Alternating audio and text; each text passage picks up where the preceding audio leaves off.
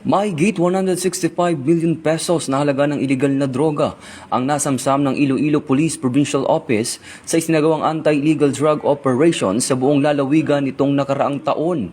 Simula January 1 hanggang December 31, 2025, nagsagawa ang Iloilo PPO ng 371 anti-drug operations na nagresulta sa pagkakaaresto ng 550 na katao at pagkakumpiska ng 24,488.84 gramo ng shabu at 72.43 gramo ng marijuana na may kabuang halagang 165,976,589.08 pesos.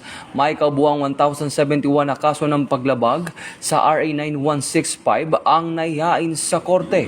Sa kampanya laban sa mga wanted person, nakapagsagawa ang Iloilo PPO ng 975 na operasyon na humantong sa pagkakaaresto ng 287 most wanted individuals at 685 na iba pang wanted persons. Nasamsam din ang 608 na loose firearms habang 219 na katao ang naaresto sa 95 na operasyon kontra iligal na sugal.